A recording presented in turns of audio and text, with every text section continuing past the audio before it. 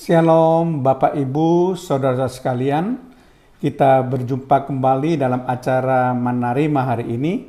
Saya harapkan kita semua berada dalam keadaan sehat walafiat dan tetap bersemangat untuk mendengarkan renungan firman Tuhan melalui acara kita ini. Kita akan buka terlebih dahulu acara Menerima hari ini dengan doa. Terima kasih Tuhan kalau kami boleh berjumpa kembali dengan acara Menerima hari ini, di mana kami akan belajar firman Tuhan berupa renungan firman Tuhan singkat yang akan mengisi hidup kami supaya kami kaya akan firman-Mu Tuhan.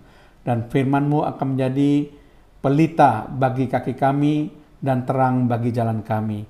Terpujilah nama-Mu Tuhan, di dalam nama Tuhan Yesus Kristus kami pelaskan doa kami dan mengucap syukur. Haleluya. Amin. Shalom Bapak Ibu, Saudara-saudara sekalian. Topik yang akan kita bahas dalam acara Menerima hari ini adalah nilai waktu. Saya akan ulangi lagi, topik yang akan kita bahas dalam acara Menerima hari ini adalah nilai waktu.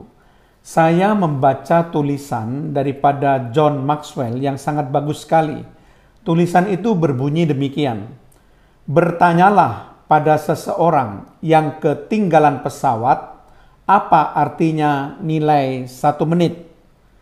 Bertanyalah pada seseorang yang selamat dari kecelakaan, apa artinya nilai 1 detik?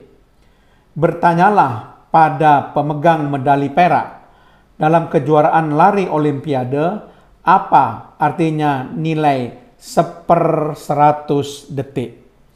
Nah, kalau kita renungkan baik-baik tulisan daripada John Maxwell itu, memang waktu itu betapa penting dan sangat berharga. Bagi seorang yang ketinggalan pesawat, nilai 1 menit itu sangat berharga. Kalau saja dia datang 1 menit lebih awal, dia tidak akan ditinggalkan oleh pesawat.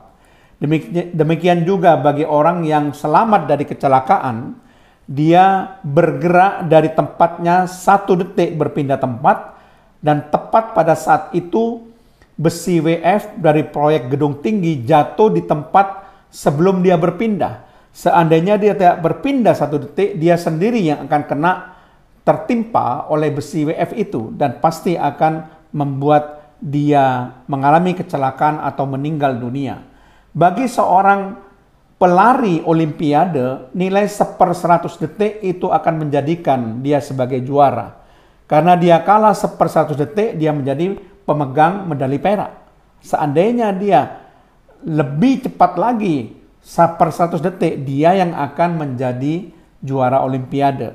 Jadi Bapak Ibu saudara sekalian, waktu dalam kehidupan itu amat sangat berharga.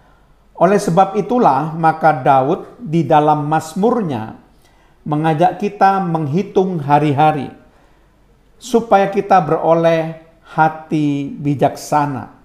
Mazmur 90 ayat yang ke-12 mengatakan demikian, ajarlah kami menghitung hari-hari kami sedemikian hingga kami beroleh hati yang bijaksana. Jadi kita betul-betul harus menghitung hari-hari kita dengan baik.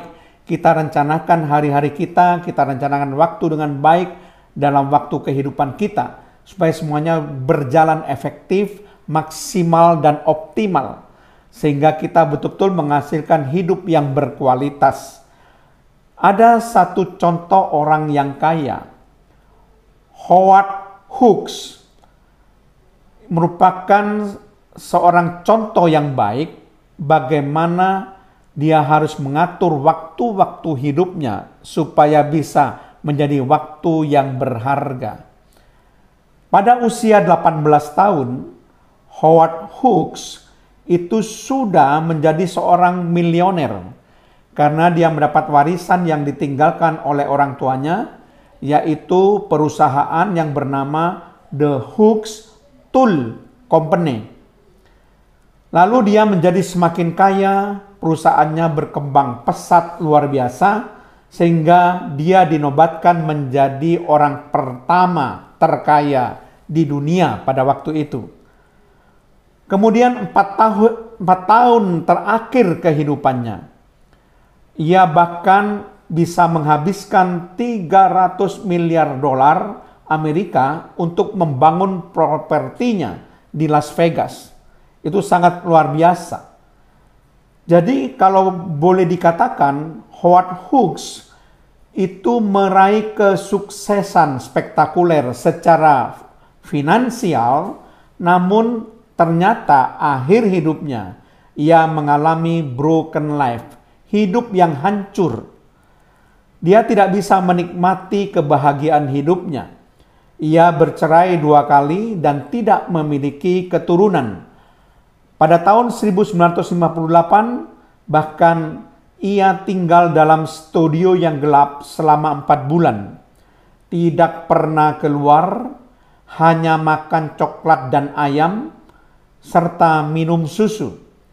Dan di dalam kesendiriannya dan kesepiannya, ia meluangkan waktunya menyusun berlusin kotak tisu berulang-ulang sampai 150 kali. Ia hidup dalam ketakutan akan kuman, sehingga selalu memakai tisu untuk memegang sesuatu. Jadi kalau kita perhatikan nasib akhir daripada Howard Hughes, itu sungguh sangat memprihatinkan, saudara. Ia tidak pernah merasakan kebahagiaan hidup yang sesungguhnya, dan pada akhirnya ia meninggal dunia dalam kondisi kekurangan gizi dan kesepian. Orang terkaya yang pernah dinobatkan meninggal dalam kemiskinan yang paling menyedihkan. Jadi waktu-waktu hidupnya ternyata tidak memberikan kebahagiaan. Dia tidak bisa merasakan waktu-waktu hidup yang direncanakan dengan baik, waktu hidup yang berarti yang bisa dinikmati dengan baik.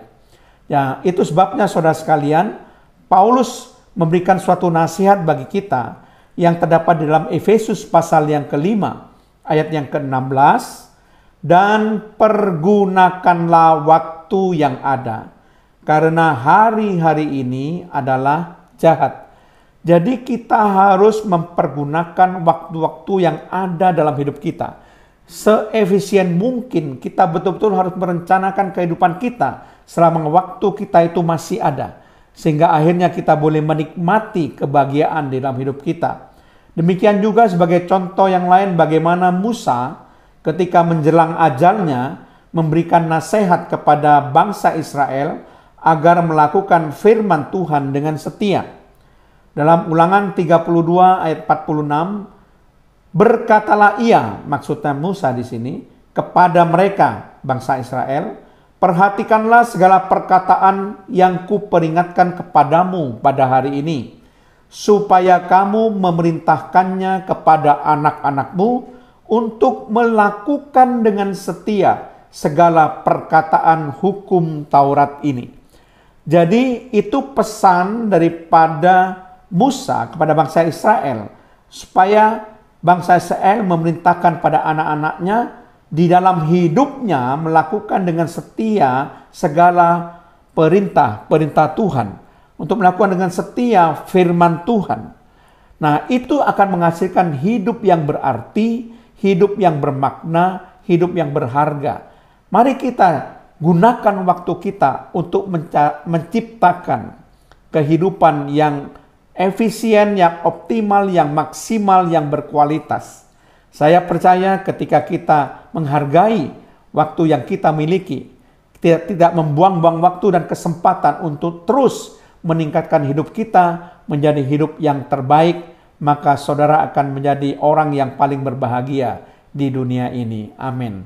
Mari kita berdoa. Terima kasih Tuhan, hamba-Mu sudah menyampaikan kebenaran firman-Mu, supaya kami menghargai waktu-waktu yang kami punya.